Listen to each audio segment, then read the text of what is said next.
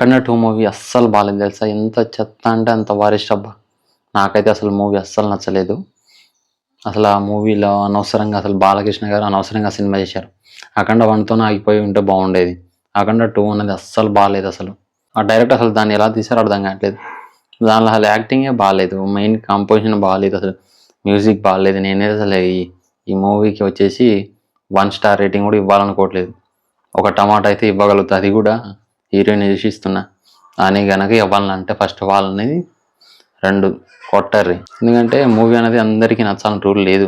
అరే ఒక ఏమంటారు ఒక దేవుడే అందరికి నచ్చడబ్బా. అటువంటిది ఒక మూవీ అనేది అందరికి నచ్చాలని రూల్ ఉందా? చెప్పండి. Hello guys, welcome to my YouTube channel. This is Vamsi. నేను వచ్చేసి నిన్న ప్రీమియర్ షోకి బాలకృష్ణ గారి అఖండ 2 మూవీకి వెళ్ళాను అనమాట. మూవీ అయితే నాకు బాగా నచ్చింది. యాక్చువల్ చెప్పాలంటే నా ఒపీనియన్ ఇది.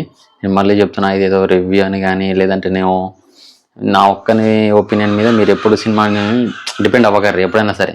ఏంటంటే ఒకరికి ఒక మూవీ నచ్చిందంటే ఇంకొకరికి ఇంకో విధంగా అబద్ధం అవుతుంది. అది కొందరికి ఏమో లవ్ మూవీస్ ఇష్టం ఉంటుంది, కొంతమందికి ఏమో ఎట్లా అంటారు సమ్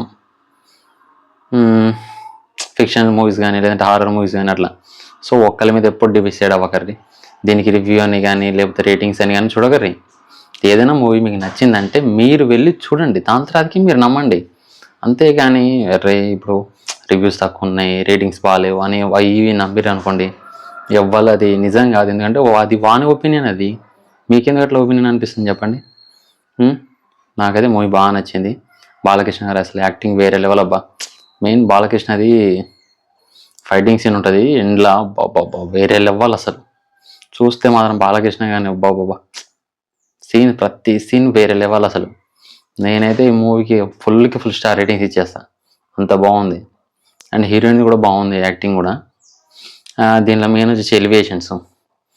ఇంకా మన డైరెక్టర్ గురించి చెప్పాల్సిన అవసరం లేదు. ఆయన ఎలివేషన్కి బాగా అనుగుణంగా చెప్పొచ్చు. ఎందుకంటే ఈ సినిమాలో ఆల్మోస్ట్ మంచి ఎలివేషన్స్ చాలా బాగా ఇచ్చారు.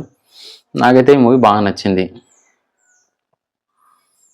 మీకు ఒకవేళ చూడాలనుకుంటే వెళ్ళండి, ఖచ్చితంగా చూడండి. ఫస్ట్ మీరు మూవీ చూసిన తర్వాత ఏదైనా డిసైడ్ అవ్వండి.